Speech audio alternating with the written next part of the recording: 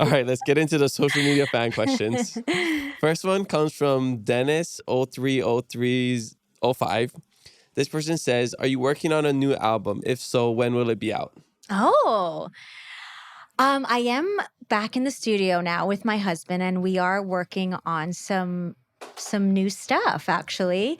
My husband has a background in, songwriting, and he's very musical as well. So we thought, it'd be a good idea to kind of combine our forces and, start writing some original music. So that is in the works. I don't know when it's going to be out, but we will let you know.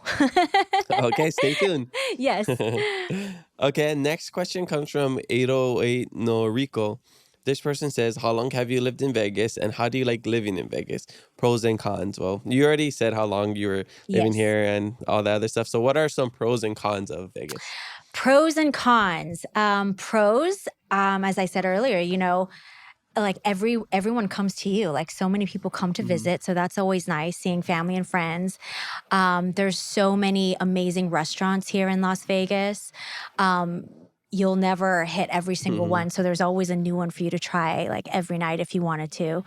What else? Oh, the nightlife is amazing. There's so many shows and concerts that come here to Las Vegas. And I'm a night owl, so it's like the perfect fit for me. So my husband's a night owl too. So we're basically vampires. That's why they stay so young. Yeah, exactly. The cons. The cons of living in Las Vegas.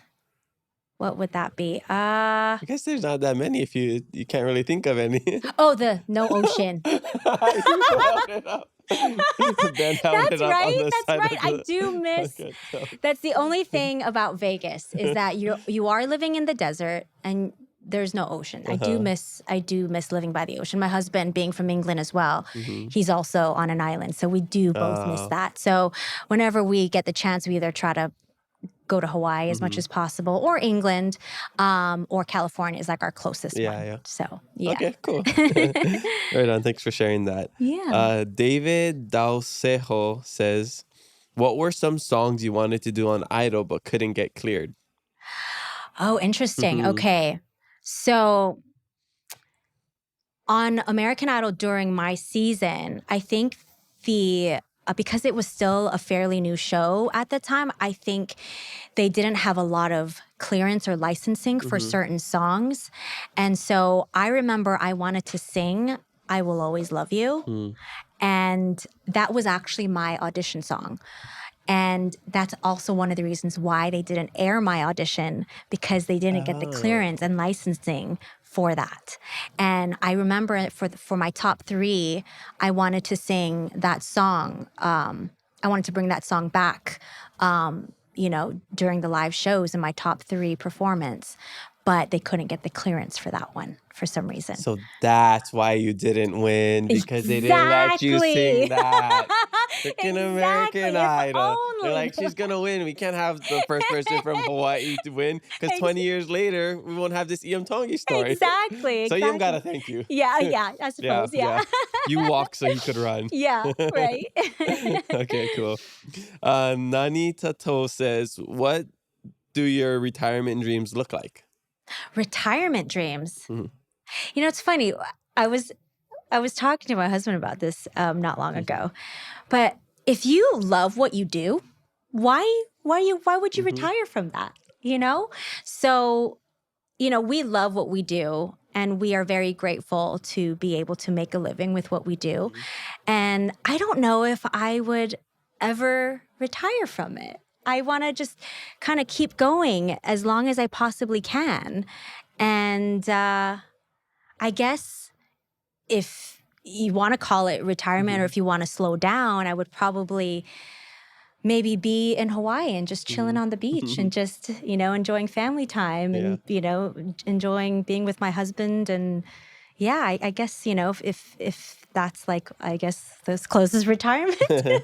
Yeah, I think about stuff like that too. More so, I'm not like anywhere near retirement or thinking of that, but I think about vacation, how people always go on vacation. Right. And I think like I'm never really craving a vacation Mm-hmm. because I think I've created a life where I don't need a vacation from, Right. which I'm very blessed, where, Right. people they're working hard hours, 9 to 5, and they're just saving up vacation days and then they spend it all on like a, week, 2 week vacation. Absolutely. Luckily, I get to do both. I can vacation and work and kind of Exactly. mix it all like what we're doing now. And when I was in the Peace Corps, and I was finishing up, my parents and my family would always try to convince me to be a flight attendant Uh-huh. because we had family that were flight attendants, and they're like, Mm-hmm. "But you can travel the world and Mm-hmm. do all of that." And I got some really good advice from someone. I forget who it was, but he's like, why travel for work when your work can take you traveling? And like Absolutely. just doing this right now,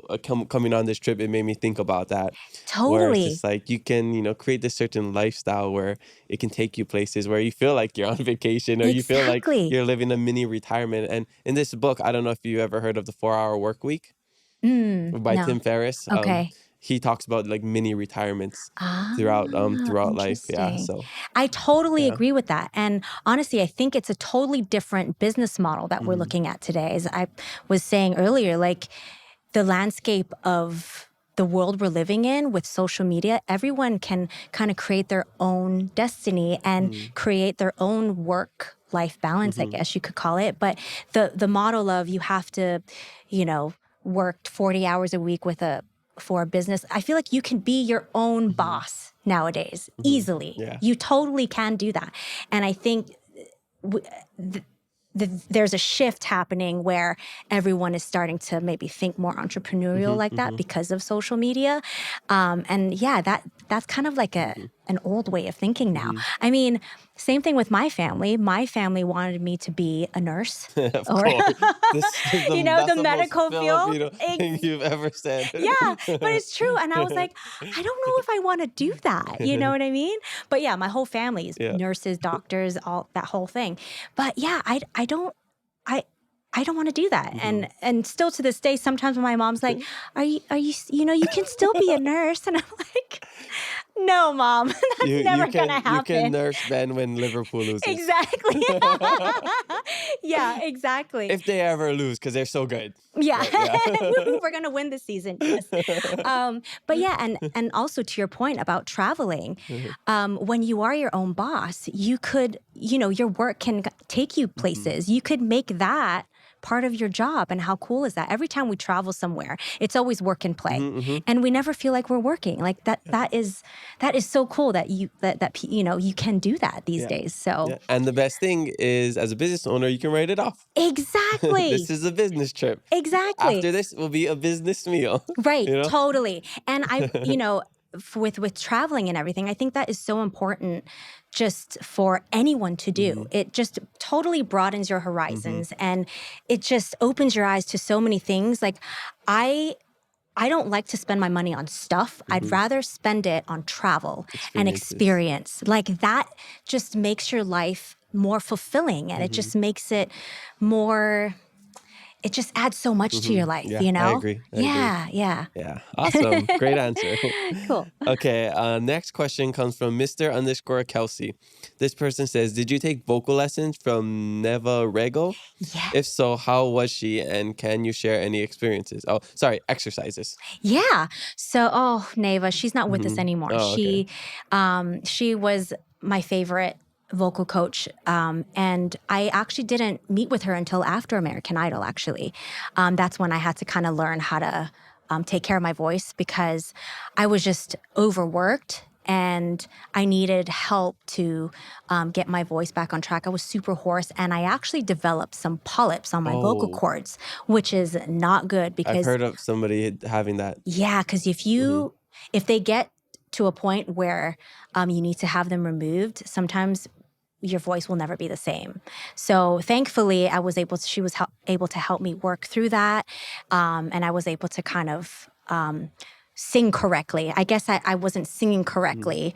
I didn't have good technique, so she really taught me how to sing. Really, like I sang, but from a very raw place. But I also had to be mindful of how I was lining up my vocal cords and technique and all that. So the style of singing that she teaches is called the bel canto technique. So she trained in Italy. And so she taught me the bel canto technique. It's basically like scales, and there's a whole, I'm sure you could like Google it, but there's like a whole a series of scales that she teaches. But yeah, she was amazing. I miss her so much. She was one of my mentors for sure. And I think about her every time I sing. So it's just, yeah, Cool. I have beautiful memories with her. Awesome. Yeah. Thanks for sharing. Yeah. I just realized I was laughing in my head because when I was like, "Oh, I had a friend I think that had the polyps," and no, I Oh. was just thinking of Pitch Perfect 2, where the girls that had polyps and then she couldn't sing or something. Yes. That's what I was That's what. thinking of. It wasn't a friend I knew. It was a movie. So I was just That's so cracking funny. up I inside of my love head. that movie. Yeah. Yeah, my friend. My Yeah, friend your from Pitch friend. Perfect. Okay, next question comes from Bryson Cahill. This person says, if singing wasn't your career, what would you see yourself doing? Well, if American Idol didn't happen, I probably would have become a nurse. But but um but if it wasn't for singing though, there's a lot of interests that I've kind of taken on, I suppose. I love to cook. Hmm. I love to bake. Um I love to do like arts and craftsy Mhm. stuff. um and kind of get into like, entrepreneurial stuff, I Uh-huh. guess. Like that kind Have of your own interests me. Yeah, have your business, own business sell and stuff at the market. yeah, Uh-huh. yeah. So, yeah, maybe that. I don't know. It's really hard to say because my life would have totally Yeah. it was almost like a fork in the road, you know. Mhm. But looking back on it now, like if it's not for singing, then I'm sure I probably would have found something in cooking or baking or some Mhm. kind of entrepreneurial thing. Yeah, I can see that. I can see that. Yeah. Okay, next question comes from Avadada. This person says, who does she think is the greatest woman singer, past or present? Oh gosh, my idol is Whitney Houston, Mhm. hands down, have to say. That's why I wanted to, sing that "I Will Always Love You" song on Idol. But yeah, for sure, she's probably one of the greatest voices of our time, in my opinion. I mean, there are others, of course. Mhm. Another big influence on me was Aretha Franklin, Mariah Yeah. Carey, Christina Aguilera growing up. But yeah, I would say Okay, that. yeah. Yeah. I had a feeling that would be the answer. Uh-huh. Okay, last question comes from KKF underscore music and underscore more. Kamaka Fernandez, our past podcast Oh, guest. okay, He cool. says, proud of you. And how has it been living in Vegas? You've pretty much already said how it was in Vegas, but I just wanted to make sure you knew that he's proud of you. Oh, thank you.